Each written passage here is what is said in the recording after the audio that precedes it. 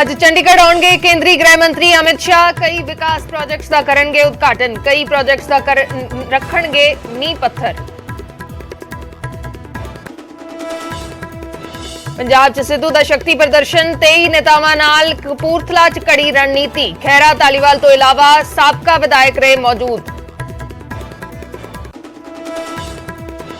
ਮਾਨਸਾ 'ਚ ਮੁੱਖ ਮੰਤਰੀ ਨੇ ਨਰਮਾ ਕਾਸ਼ਤਕਾਰਾਂ ਨੂੰ ਵੰਡੇ 101 ਕਰੋੜ ਰੁਪਏ ਦੇ ਚੈੱਕ। ਕਿਹਾ ਕਿਸਾਨਾਂ ਦੇ ਦੁੱਖ 'ਚ ਸ਼ਰੀਕ ਹੈ ਸਰਕਾਰ। ਖੇਤੀਬਾੜੀ ਨੂੰ बढ़ावांगे ਲਾਹੇਵੰਦ ਸੌਦਾ।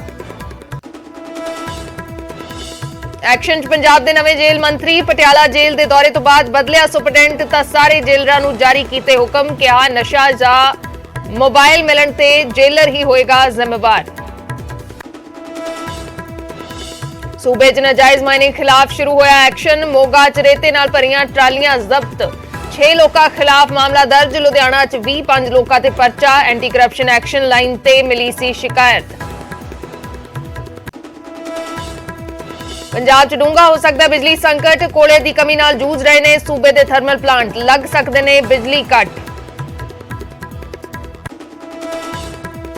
कणक की खरीद नूं लैके अनाज मंडियां च अधूरे प्रबंध। कुछ मंडियां च काम जारी। कुछ थावां ते प्रबंधां नूं लैके सुस्त रफ्तार। पंजाब च 1 अप्रैल तो शुरू हो रही है कणक की खरीद। सितंबर तक गरीब परिवारां नूं मिलदा रहेगा मुफ्त राशन। केंद्रीय कैबिनेट ने अनाज योजना नूं 6 महीने होर वधाउण दा लिया फैसला।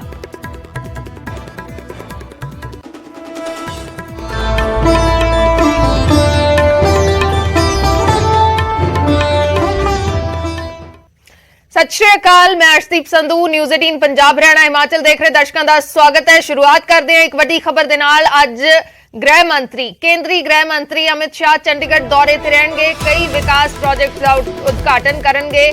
हाउसिंग बोर्ड के दफ्तर का उद्घाटन करनगे। कई प्रोजेक्ट्स का नींह पत्थर उन्हां दे वल्लों रखिया जाएगा। तकरीबन 11:20 तक हाउसिंग बोर्ड के नवे दफ्तर का उद्घाटन करेंगे। अज केंद्रीय गृह मंत्री चंडीगढ़ दौरे ते रहणगे। अमित शाह अज चंडीगढ़ पहुंच रहे ने ते कई विकास प्रोजेक्टां का उद्घाटन करेंगे। कईयां दी शुरुआत करेंगे, कईयां दी दे नींह पत्थर रखणगे।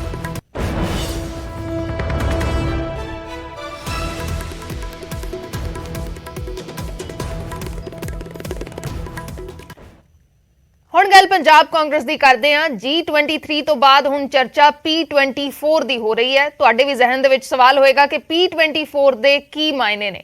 ਦਰਅਸਲ ਸਿੱਧੂ ਸਣੇ 24 ਕਾਂਗਰਸ ਆਗੂ ਸੁਲਤਾਨਪੁਰ ਲੋਧੀ 'ਚ ਇਕੱਠੇ ਹੋਏ। ਲੰਬਾ ਮੰਥਨ ਚੱਲਿਆ ਤੇ ਜਿਵੇਂ ਹੀ ਮੀਟਿੰਗ ਦੀਆਂ ਤਸਵੀਰਾਂ ਸਾਹਮਣੇ ਆਈਆਂ ਤਾਂ ਪੰਜਾਬ ਕਾਂਗਰਸ ਦਾ ਕਲੇਸ਼ ਵੀ ਮੁੜ ਜਗ ਜ਼ਾਹਰ ਹੋ ਗਿਆ।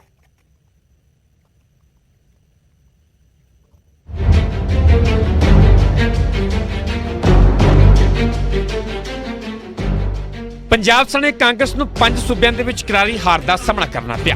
ਪੰਜਾਬ ਦੇ ਵਿੱਚ ਕਾਂਗਰਸ 18 ਸੀਟਾਂ ਤੇ ਹੀ ਸਿਮਟ ਕੇ ਰਹਿ ਗਈ ਕਿ ਹੁਣ ਜਦੋਂ ਪੰਜਾਬ ਕਾਂਗਰਸ ਦੇ ਪ੍ਰਧਾਨ ਤੇ ਵਿਰੋਧੀ ਧਿਰ ਦੇ ਆਗੂ ਦੀ ਚੋਣ ਤੇ ਚਰਚਾ ਚੱਲ ਰਹੀ ਹੈ ਤਾਂ ਇਸ ਦੇ ਵਿਚਾਲੇ ਗੁਰੂ ਦੀ ਨਗਰੀ ਸੁਲਤਾਨਪੁਰ ਲੋਧੀ ਤੋਂ ਇਹ ਤਸਵੀਰਾਂ ਸਾਹਮਣੇ ਆਈਆਂ ਨੇ, ਜਿੱਥੇ ਕਾਂਗਰਸ ਹਾਈਕਮਾਨ ਵਾਸਤੇ G23 ਦੇ ਆਗੂ ਪਹਿਲਾਂ ਹੀ ਚੁਣੌਤੀ ਬਣੇ ਹੋਏ ਨੇ। ਤਾਂ ਇਹ ਤਸਵੀਰਾਂ ਨੇ P24 ਦੀਆਂ, यानी नवजोत सिंह सिद्धू सने 24 कांग्रेस के आगू नवतेज चीमा की रिहाइश से इकट्ठे हुए ते लंबा मंथन चलिया। ते जदों इस मीटिंग नूं लैके सवाल कांग्रेस आगू अश्विनी सेखड़ी नूं कीता गया तो उन्हां दा की जवाब सी, तुहानूं ओह भी सुना दिंदे हां। तो बाद सीनियर कांग्रेस के लीडर इकट्ठे हुए ने जी, और बहुत जोड़े वाले एमएलए रह रहे और मिनिस्टर रह रहे, प्रधान रह रहे जी, और सारे होके कुछ सिटिंग एमएलए भी आए थे विच जी, और सबने आपस किया कि कांग्रेस को स्ट्रेंथन करना है जी।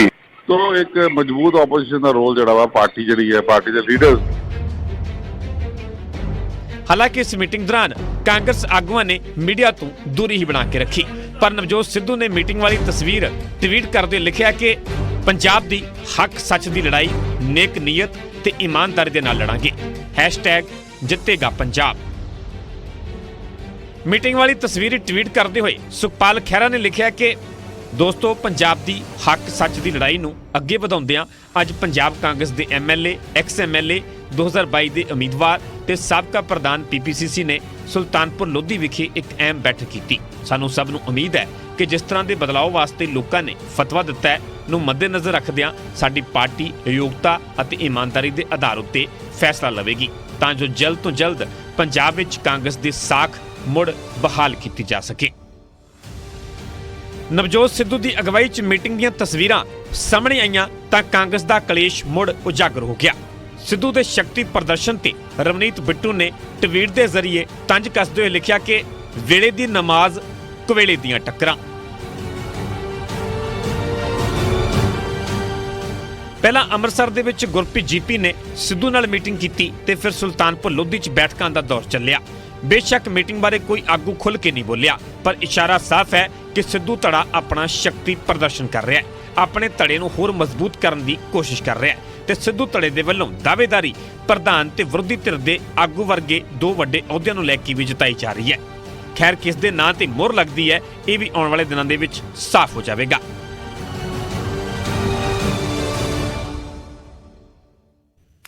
ਗੁਲਾਬੀ ਸੁੰਡੀ ਦੇ ਨਾਲ ਪ੍ਰਭਾਵਿਤ ਕਿਸਾਨਾਂ ਨੂੰ ਸੀਐਮ ਭਗਵੰਤ ਮਾਨ ਨੇ ਮੁਆਵਜ਼ੇ ਦੇ ਲਈ ਚੈੱਕ ਵੰਡੇ ਤੇ ਨਾਲ ਹੀ ਨਕਲੀ ਬੀਜ ਦੇ ਸੌਦਾਗਰਾਂ ਨੂੰ ਵੀ ਚੇਤਾਵਨੀ ਦਿੱਤੀ ਜੋ ਮੁਨਾਫੇ ਦੇ ਲਾਲਚ 'ਚ ਕਿਸਾਨਾਂ ਦੀ ਮਿਹਨਤ ਮਿੱਟੀ 'ਚ ਮਿਲਾ ਰਹੇ ਨੇ।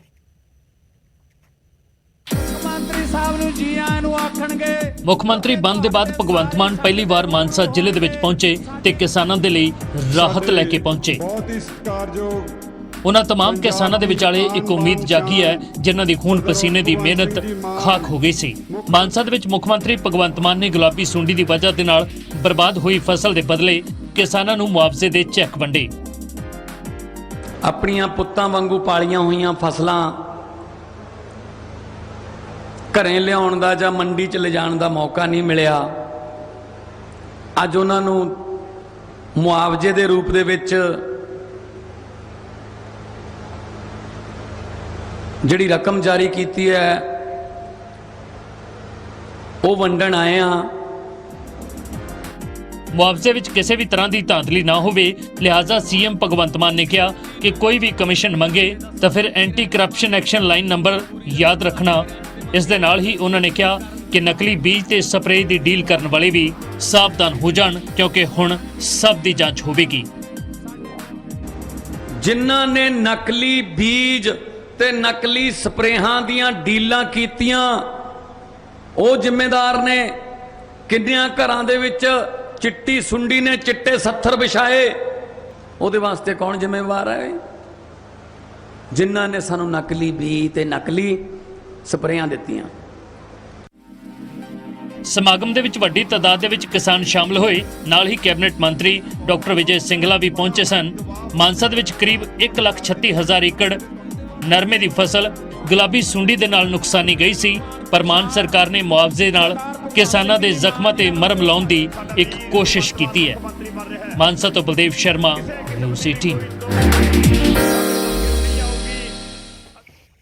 ਜਿੱਥੇ ਸੂਬੇ ਦੇ ਅੰਦਰ ਮਾਈਨਿੰਗ ਹੋ ਰਹੀ ਹੈ ਤਾਂ ਉੱਥੇ ਹੀ ਮਾਈਨਿੰਗ ਤੇ ਸਿਆਸਤ ਵੀ ਹੋ ਰਹੀ ਹੈ। ਇੱਕ ਪਾਸੇ ਮਾਈਨਿੰਗ ਤੇ ਨਵੀਂ ਪਾਲਿਸੀ ਲਿਆਉਣ ਦੀ ਗੱਲ ਕਹੀ ਗਈ ਹੈ ਤਾਂ ਅਕਾਲੀ ਦਲ ਨੇ ਵੀ ਮਾਈਨਿੰਗ ਮੰਤਰੀ ਤੇ ਤੰਜਮਈ ਅੰਦਾਜ਼ ਦੇ ਵਿੱਚ ਨਿਸ਼ਾਨਾ ਸਾਧਿਆ।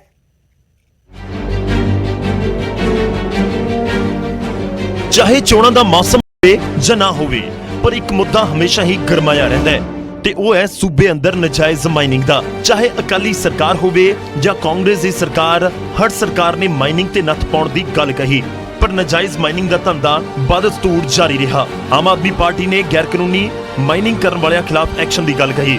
ਸਾਰੇ ਐਸਐਸਪੀਜ਼ ਡੀਸੀਜ਼ ਨੂੰ ਕਾਰਵਾਈ ਦੇ ਹੁਕਮ ਦਿੱਤੇ ਤਾਂ ਸੂਬੇ 'ਚ ਗੈਰ ਕਾਨੂੰਨੀ ਮਾਈਨਿੰਗ ਵਾਲੀਆਂ ਥਾਵਾਂ ਤੇ ਛਾਪੇਮਾਰੀ ਜਾਰੀ ਹੈ। ਲੁਧਿਆਣਾ ਤੇ ਮੋਗਾ ਦੇ ਵਿੱਚ ਵੀ ਨਜਾਇਜ਼ ਮਾਈਨਿੰਗ ਨੂੰ ਲੈ ਕੇ ਐਕਸ਼ਨ ਲਿਆ ਗਿਆ। ਮੋਗਾ 'ਚ ਰੇਤੇ ਨਾਲ ਭਰੀਆਂ 2 ਟਰਾਲੀਆਂ ਤੇ ਟਰਾਲਿਆਂ ਨੂੰ ਜ਼ਬਤ ਕੀਤਾ ਗਿਆ। 6 ਲੋਕਾਂ ਖਿਲਾਫ ਮਾਮਲਾ ਦਰਜ ਹੋਇਆ ਤਾਂ ਲੁਧਿਆਣਾ ਦੇ ਪਿੰਡ ਕੁੰਭ ਕਲਾਂ ਦੇ ਵਿੱਚ ਕਾਰਵਾਈ ਹੋਈ। ਐਂਟੀ ਕਰਪਸ਼ਨ ਐਕਸ਼ਨ ਲਾਈਨ ਤੇ ਸ਼ਿਕਾਇਤ ਮਿਲਣ ਤੇ ਵਿਧਾਇਕ ਹਰਦੀਪ ਮੁੰਡੀਆਂ ਨੇ ਕਾਨੂੰਨੀ ਕਾਰਵਾਈ ਕਰਵਾਈ। ਮੌਕੇ ਤੇ ਅਸੀਂ ਜੇਸੀਬੀ ਚੱਲ ਰਹੀ ਸੀ, ਇੱਕ ਟਿੱਪਰ 'ਚ ਮਿੱਟੀ ਪਾ ਰਹੇ ਸੀਗੇ, 2 ਟਿੱਪਰ ਉੱਥੇ ਖਾਲੀ ਖੜੇ ਸੀ ਤੇ ਅਸੀਂ ਉਹ ਕਾਬੂ ਕੀਤੇ। ਉੱਥੇ ਜਾ ਕੇ ਉਹਨਾਂ ਕੋਲ ਕੋਈ ਲਾਇਸੈਂਸ, ਕੋਈ ਕਿਸੇ ਦੀ ਅਥਾਰਟੀ ਵੱਲੋਂ ਕੋਈ ਪਰਮਿਸ਼ਨ ਨਹੀਂ ਸੀਗੀ ਤੇ ਫਿਰ ਅਸੀਂ ਉਹਦੇ 'ਚੋਂ 4 ਬੰਦੇ, ਉੱਥੇ 3 ਟਿੱਪਰਾਂ ਦੇ ਚਾਲਕ, ਇੱਕ ਜੇਸੀਬੀ ਦਾ ਚਾਲਕ ਤੇ 5ਵਾਂ ਜਿਹੜਾ ਇਹਨਾਂ ਗੱਡੀਆਂ ਟਿੱਪਰਾਂ ਦਾ ਮਾਲਕ ਸੀਗਾ, ਉਹ ਅਸੀਂ 5 ਬੰਦੇ ਅਰੈਸਟ ਕੀਤੇ ਨੇ ਮੌਕੇ ਤੇ। ਜਿਵੇਂ ਸੂਬੇ ਅੰਦਰ ਗੈਰ ਕਾਨੂੰਨੀ ਮਾਈਨਿੰਗ ਜਾਰੀ ਹੈ, ਉਵੇਂ ਹੀ ਇਸ ਮੁੱਦੇ ਤੇ ਸਿਆਸਤ ਵੀ ਜਾਰੀ ਹੈ। ਇੱਕ ਪਾਸੇ ਮਾਨ ਸਰਕਾਰ ਮਾਈਨਿੰਗ ਨੂੰ ਲੈ ਕੇ ਨਵੀਂ ਪਾਲਿਸੀ ਦਾ ਦਾਅਵਾ ਕਰ ਰਹੀ ਹੈ, ਤਾਂ ਉੱਥੇ ਅਕਾਲੀ ਦਲ ਨੇ ਤੰਜ ਕੱਸਦਿਆਂ ਕਿਹਾ ਕਿ ਨਵੀਂ ਪਾਲਿਸੀ ਦਾ ਸਵਾਗਤ ਕਰਦੇ ਹਾਂ, ਪਰ ਇੱਕ ਵਾਰ ਮੰਤਰੀ ਸਾਹਿਬ ਆਪਣੇ ਹਲਕੇ ਦਾ ਦੌਰਾ ਤਾਂ ਕਰਕੇ ਵੇਖਣ। ਜਿਹੜੀਆਂ ਖੱਡਾਂ ਅਲਾਟ ਹੋਈਆਂ ਸੀ ਉਹਨਾਂ ਖੱਡਾਂ ਦੀ ਡੀਮਾਰਕੇਸ਼ਨ ਕਰ ਦਿੱਤੀ ਜਾਵੇ। ਅਸੀਂ ਬੈਸਟ ਟੈਕਨੋਲੋਜੀ ਦਾ ਵੀ ਯੂਜ਼ ਕਰ ਰਹੇ ਹਾਂ। ਜਿਹੜਾ ਅਗਲਾ ਲੈ ਕੇ ਆਵਾਂਗੇ ਉਹ ਅਸੀਂ ਐਦਾਂ ਦੀ ਮਾਈਨਿੰਗ ਪਾਲਿਸੀ ਲੈ ਕੇ ਆਵਾਂਗੇ ਤਾਂ ਕਿ ਕੋਈ ਵੀ ਬੰਦਾ ਖਰੀਦਿਆ ਹੀ ਨਾ ਜਾ ਸਕੇ।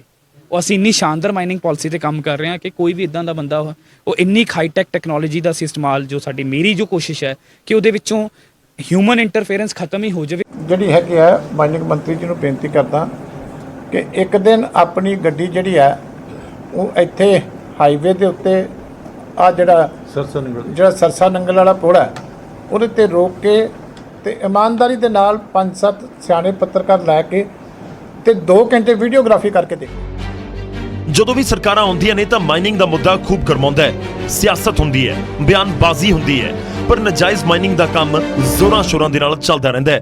ਨਵੀਂ ਸਰਕਾਰ ਨਵੀਂ ਪਾਲਿਸੀ ਦੀ ਗੱਲ ਤਾਂ ਕਰ ਰਹੀ ਹੈ, ਸਵਾਲ ਇਹੋ ਕਿ ਨਜਾਇਜ਼ ਮਾਈਨਿੰਗ ਦੇ ਉੱਤੇ ਕਦੋਂ ਤੇ ਕਿਵੇਂ ਨੱਥ ਪਏਗੀ। Bureau report, news 18 Punjab. उधर विधायकों की पेंशन कटौती मामले ते भी सियासत गरमाई हुई है। एक पासे विरोधी इस फैसले का स्वागत कर रहे हैं, पर नाल ही सवाल भी कर रहे हैं। मुद्दा दिल्ली के विधायकों की तनख्वाह का भी उठ रहा है।